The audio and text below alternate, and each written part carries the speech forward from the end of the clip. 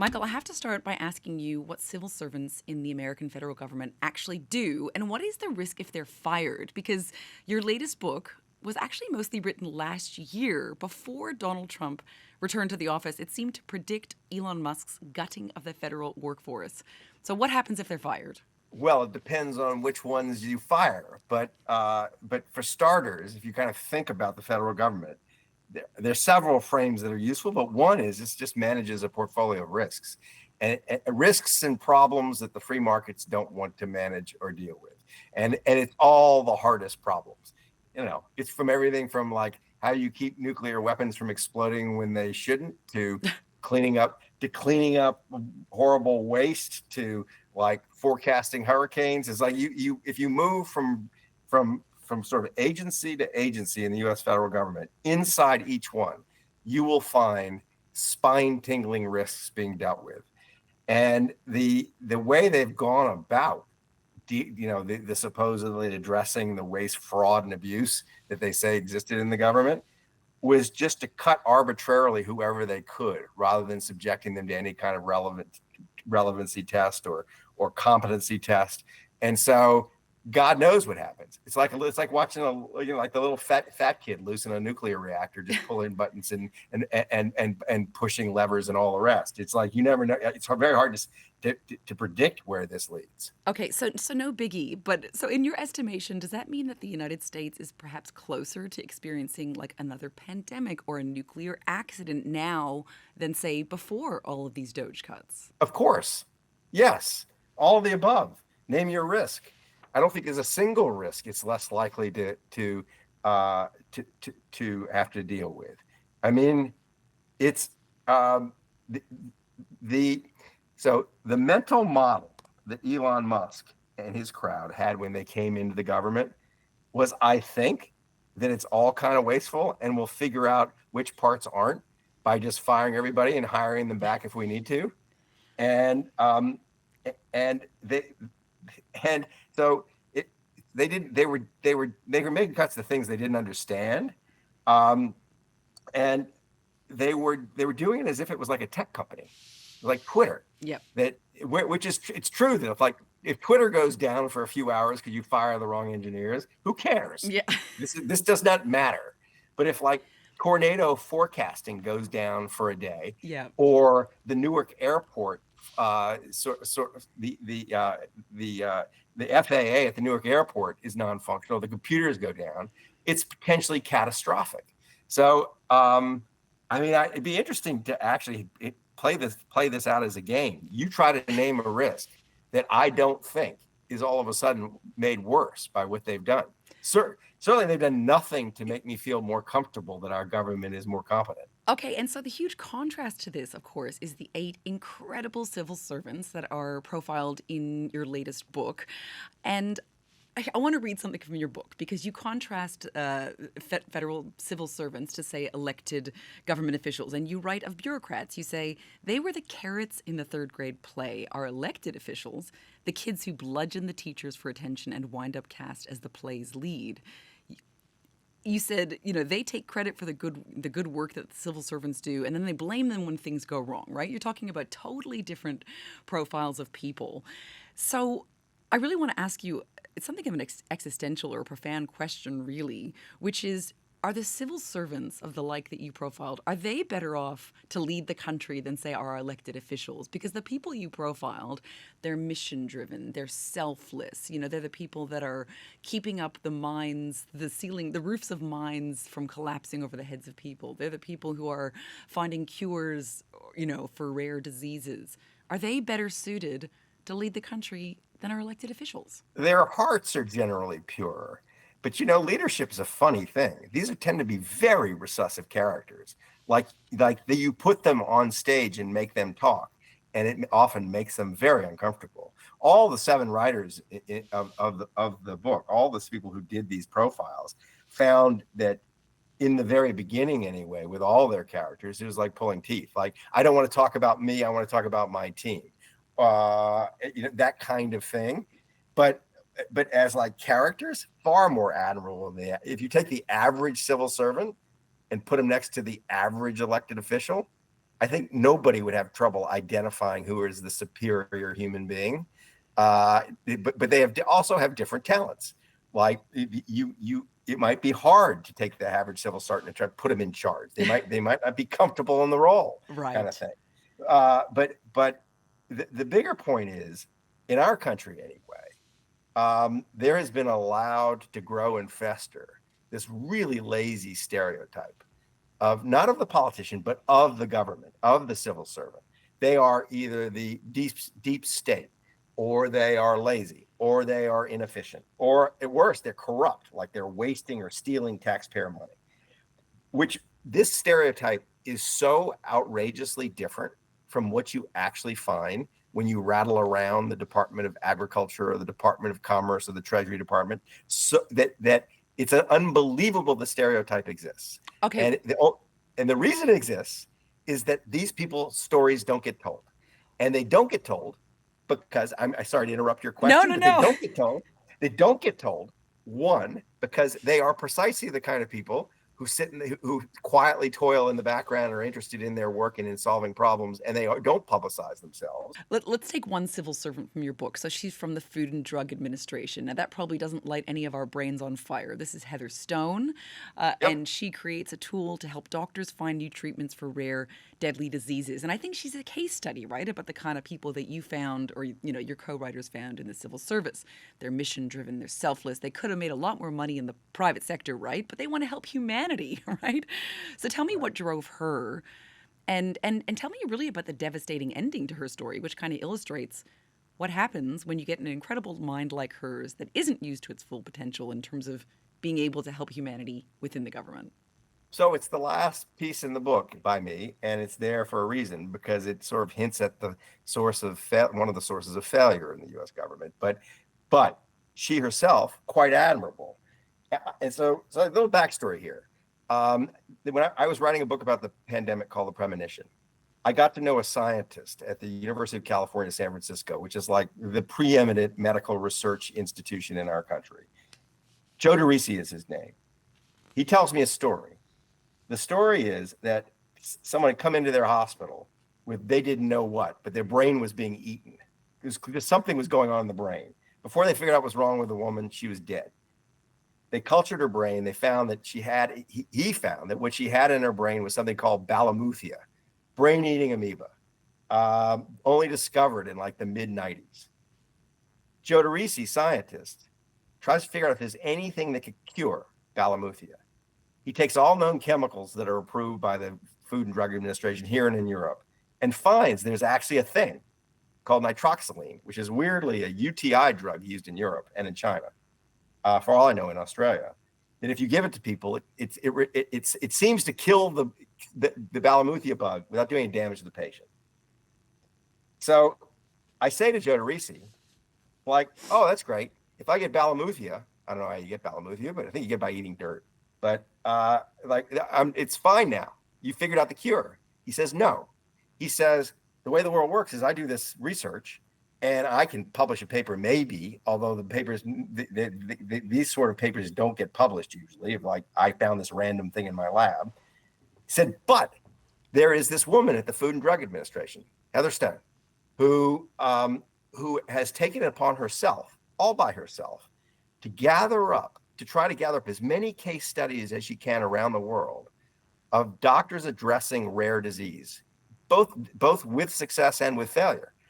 Because all we have is case studies with rare disease. You can't do science with rare disease. You can't they can't get a big enough sample. You can't do randomized case studies with a drug that, when the disease might kill the people who don't get the drug. So all we have is the stories. And she built this website, this app to accumulate the stories. It is a brilliant idea. It is exactly what the government should be doing. The market won't deal with this. Rare disease, there's no big business in rare disease because it's rare. And so this cure exists. Nobody knows about the cure, but the government, as it should, is going to step in, gather the stories of these cures, disseminate them all, doctors around the world. So when you walk into your hospital with this amoeba eating your brain, they can fix you. Our government has lost its stomach for these great things. She's doing this thing all by herself. The app is Cure ID, it's called. is up and running. She can't publicize it. She can't promote it. There's kind of dissent within her own operation about just how much emphasis they be placed on this, because it's not exactly science. It's telling stories. The story I tell, I mean, it's sort of a comedy or a happy story it's a tragedy with a happy ending. A little girl in the middle of Arkansas contracts balamuthia. The only reason she's given the drug that saves her life is that the mom finds Heather Stone herself through an obscure academic paper, gets in touch, and the woman at the FDA gets her the drug. Yeah. Doesn't work the way it's supposed to. It's sort of like that story sort of dramatizes the disconnect between the ambition and the quality of the people in the government and what the government seems capable of carrying out right now. It is this thing that's incredibly frustrating. I promise you that if I dropped you just randomly into the federal government, you would be shocked by the caliber of the people, and you would be shocked by how the whole thing doesn't work very well. And it's very upsetting. It's sort of like these people grinding away, and they're being like misused by the society. And it's the society's fault. Like, we're not managing them well. And then in contrast to that, really hugely would have to be, the monetization of the presidency that we've seen with Donald Trump. I've read that, the president and his family have monetized the White House more than any other occupant. And I've read, one journalist in the New York Times wrote that the Trump administration is a candidate for the most brazen use of government office in American history, perhaps eclipsing even Watergate. Do you agree? Of course, not even close. I mean, I don't know. I'm not a historian of the 19th century. Perhaps there was some very crafty president who figured out how to turn the White House into a cash machine. But no one in my lifetime has done that. Richard Nixon didn't do that. There were norms in place and the country kind of been on a hair trigger alert for this kind of corruption for a long time. The idea that you are like issuing your own cryptocurrency token and having dinners that people pay you $1 million for by buying your cryptocurrency token to promote it. It's never mind like the hotel business. In the mind of Donald Trump, there seems to be no distinction made between his interests and the country's interests. And he does seem to proceed as if the country exists to serve his private interests. Okay, so this brings me to my next question, because everything you've just mentioned, coupled with, of course, what we're seeing on the streets of Los Angeles and him bringing in the National Guard, over top of the California governor and so forth. Do know, let me stop you for a sec, that the streets of Los Angeles are largely peaceful, that there's like one tiny little piece and it's not that big a deal. And he's trying to inflame the situation. Exactly. So my question is, are we seeing the end of the American empire? Is this the beginning of the end? Not if I can help it. I'm here. And listen, a lot of good people. We love your work, and you have predicted some incredible things, right? I know a lot of good people, and I love my country, and I think my country it's like a complicated person. It's capable of lots of bad stuff and lots of great stuff, and I think that we are obviously, look, if Donald Trump proceeds unchecked and he realizes whatever his vision is, yes. The answer to your question is yes. I don't think that's what's going to happen. I'm more hopeful than Why? that. Why don't you think that's going to happen? Because I've got to say, one of the things people aren't with him. I'm sorry? People aren't with him. The people aren't with him. So he's not a popular president. Okay, the people might not be with him, but if you look at the people under him, so I was reading, just in March, Florida Governor Ron DeSantis, so his response, as I understand it, to Donald Trump's plan to invoke the biggest mass deportation of illegal immigrants ever, is to loosen child labor laws. So he's like, okay, all these illegal immigrants who pick the fruit and vegetables upon which our common economy is based, they'll be gone. That's fine. We're gonna let children 14 and over do it. Is that not the beginning of the end of an empire? It's not a good sign. I'm not celebrating this. I just don't think. I think it's a pretty grand claim, end of the empire. And I also think I think there is this huge disconnect between what's coming out of the mouths of our elected leaders and the standards of behavior and the values of individual Americans. I think even now, if you put Obama in a room with Donald Trump, and they each got to talk to every single American. And then you had an election. I think Obama will win 85% of the vote. I think that we've kind of lost our mind at the top of the country right now. It's going to snap back. But you need the problem is you need elections to do that. And in the very short term, Donald Trump terrifies anybody who's running for office as a Republican or holds office as a Republican. So they're kind of marching in lockstep with him. But that could break. I mean, these things move fast. This could change and move in another direction very fast. And what do you think? What do you think it might take? And the reason I'm asking you this is a midterm election. A midterm election. So you've got hopes for the midterm elections that the Oh my Democrats God. will take control of the House of Reps. Look, I don't think Donald Trump. I don't think anybody's going to think. I think even fewer people a year from now are going to think the country's being well run than they think now. I think that he's created conditions for things to get even worse for lots of people, not just the economy. There's going to be a ill feeling in the air. And assuming we have a free and fair election, and I assume we will, that I think he's going to get shellacked. I think they might lose both houses. And once they're on the run, once the bully gets punched, it's amazing what happens in the schoolyard. So I just think someone needs to punch the bully. Now, Michael, I've got a question for you because you just said, it's not going to be the fall of the American empire if I can help it. And I've got to say to the listeners who don't know, and many of them will, you have sort of predicted, I think, massive social changes that have happened, or you've explained them. You explained what brought about the 2008 financial crisis. I don't predict anything. You don't predict, well, except this latest book. I mean, it did precede all of the DOGE cuts. But anyway, I want to ask you about something totally different, which is about gambling, because you've got your own podcast, and it's all about against the rules, and it's all about legalized sports betting companies and how they're exploiting fandom. And gambling advertising has been a massive point of political contention here. So I'm wondering if you can teach us something, because our government has stalled banning gambling advertisements on television, and it's a proposal that had bipartisan support. So can you tell me, from what you know, just how bad are the risks of gambling, and what would you say to our government when they're considering whether to ban TV ads about gambling full stop? Like, would you say, you got to do this? Yes, but I would also say, why haven't you done it already? Because you said you were going to do it. And so what's happened is, this happens in industry after industry, right? The vice industries. They get so big, they have so much money, and there's such a concentrated interest. It's very hard for politicians to fight them rather than just take the money. And there's not an organized and well-financed opposition. So that's happened in a nanosecond in this country.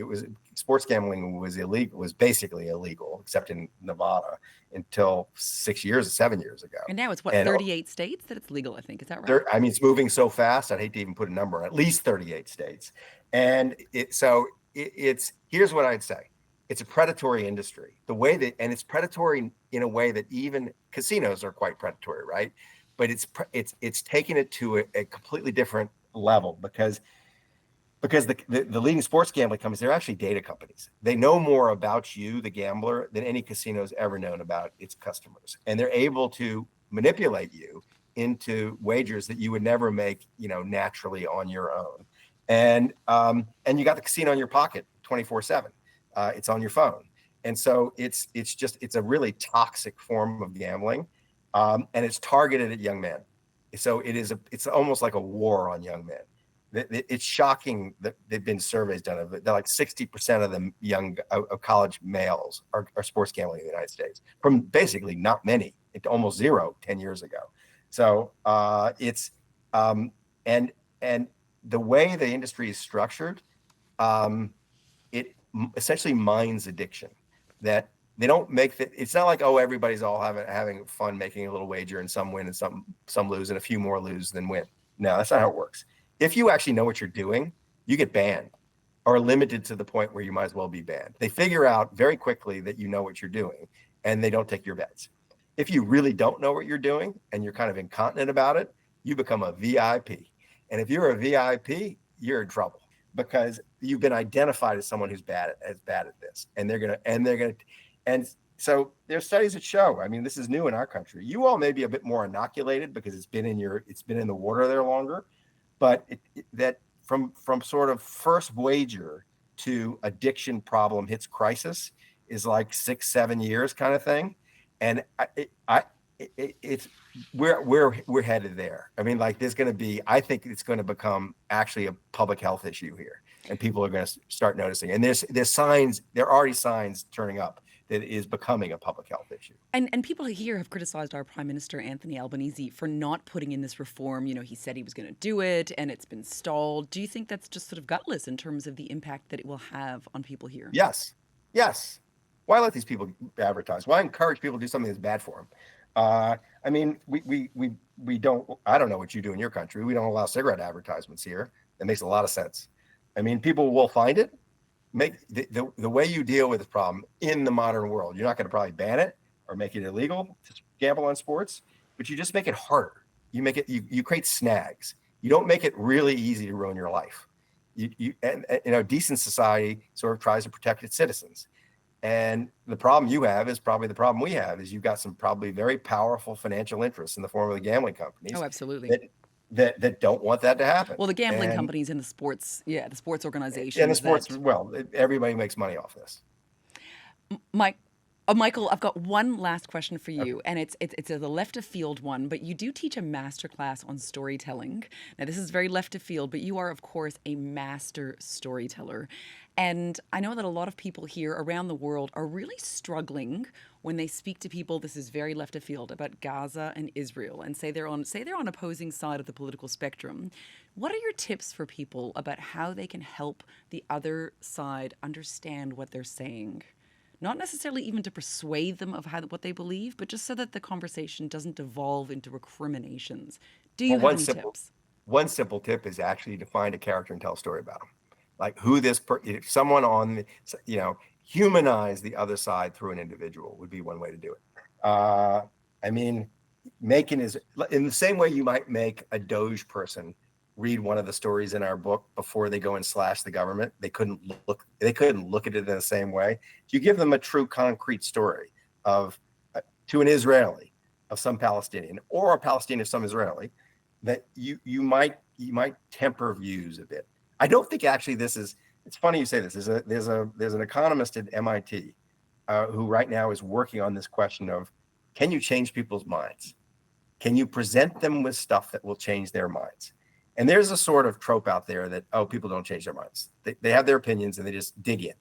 And it's sort of true and sort of not. He's proving it's actually not true. You can get them to temper their views. You just present them with story and fact, and make them live with those uncomfortable things, and you kind of move them in some direction.